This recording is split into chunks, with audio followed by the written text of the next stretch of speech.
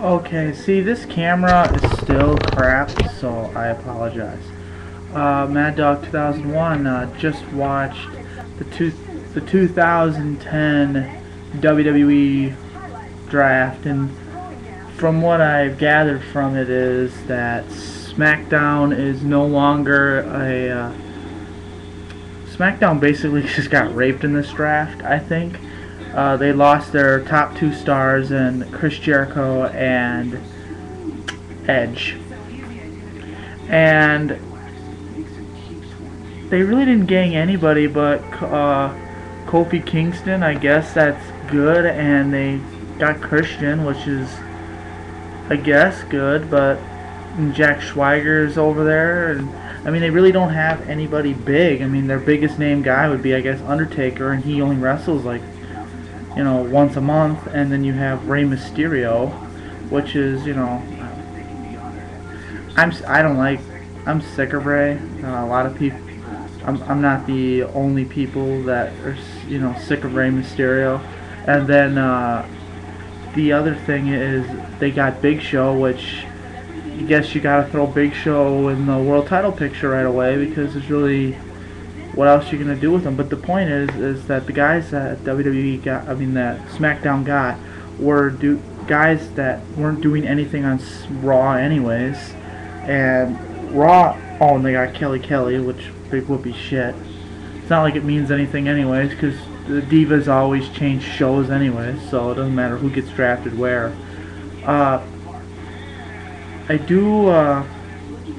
This was a very good Raw though.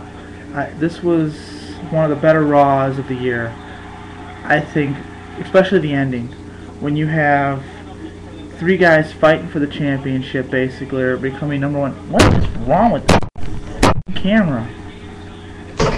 I don't understand it. It's supposed to be a nice piece of shit.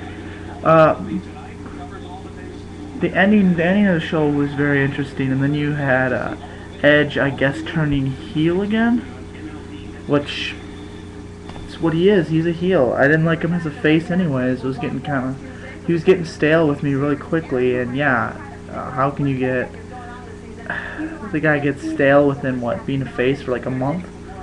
Jericho on Raw, I don't understand why. He's gonna get lost in the shuffle, because there's just way too many main eventers now on Raw.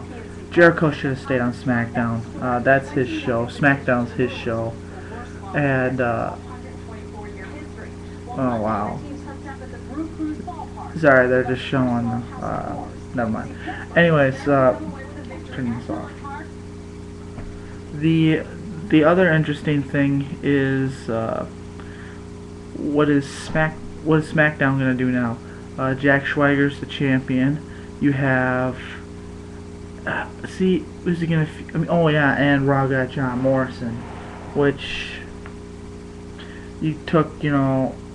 I just don't understand. The draft itself was very lame, but the show was good, and that's a plus. Quite honestly, it looks like they're turning SmackDown into a young development show. That's where I think they're going with it. And Raw is going to be, the flagship show that that's been for the last 5-6 years, basically. Ever since the brand extension, the first brand extension, when you had both shows were about even as far as star power. But as soon as basically, pretty much when Cena went to Raw in 2005 is when Raw became like the show. And so with this is you have Raw is being the flag show, and then SmackDown, I guess, is going to be used kind of like how ECW was used, because basically all the ECW guys are over there now, and you have a couple veterans. You still have Undertaker, and of course Undertaker is, he only wrestles once a month, if that. And he shows up at the big pay-per-views like Royal Rumble, SummerSlam, and Survivor. Oh wait, they don't have Survivor Series anymore, and WrestleMania. So it's not like Undertaker is going to work a feud with anybody anytime soon. And the other picture, or the other big star they still have left, I guess, would be CM Punk. And like I said, it looks like CM Punk is going to feud with Kofi. I don't know. But Batista's the #1 contender. That's a good thing. Batista and Cena, they've been having a pretty good feud. I like the feud. I think Batista needs to win though, sometime soon. I'm sick of. I mean, I'm not the only one on here that doesn't like Cena, so no surprise there. Batista, I think in my mind, needs the title because the way his character is, and he is a heel, and I think WWE needs to really capitalize on this. He was the best face to heel turn, I think, of the year, because of course there weren't that many big ones. But as far as you had the jump between heel to face, vice versa, Batista's the best, because we've been waiting on one between Cena and Batista. One of the two had to turn heel, and it was Batista, which is good because he could play that heel role perfectly. So it comes down to and Edge comes out and spears Orton, which is good. So Edge is back on the heel side, so you have Edge, Jericho,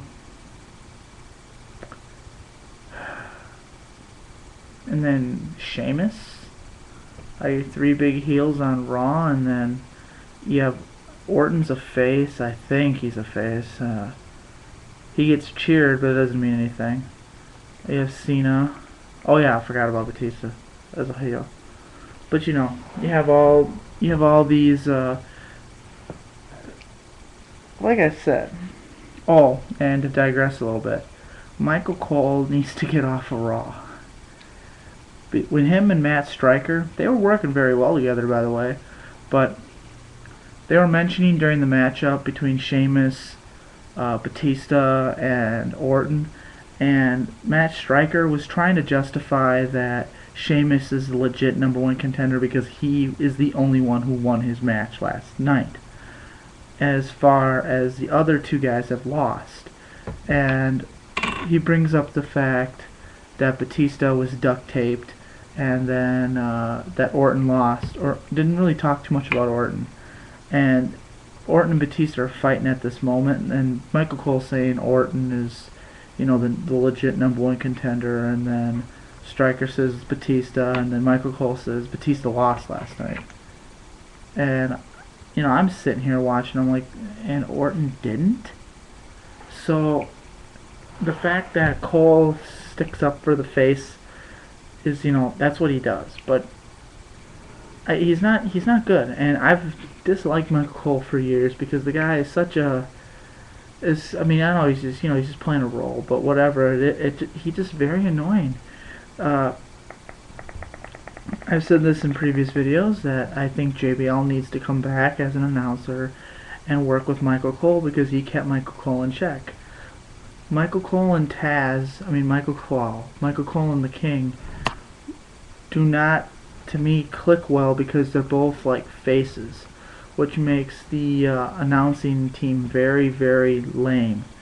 And in professional wrestling, you need good commentating because sometimes you have horrible matches and you need commentating to carry the match sometimes. And commentating is very important in professional wrestling, in my opinion, compared to maybe some other sports. So with that said, if Matt Striker wouldn't be a bad idea. Putting Matt Striker with Michael Cole, that might not be bad. Moving King to SmackDown, but they're never going to do that. Because that means Cole would have to work with Ty Grissom or whoever is announcing SmackDown nowadays. So overall, very good Raw. I enjoyed it. You're going to have another Batista-Cena match. Looks like we're going to have an Edge-Orton feud, which could be good. Jericho, who knows where he's gonna be feuding with? Probably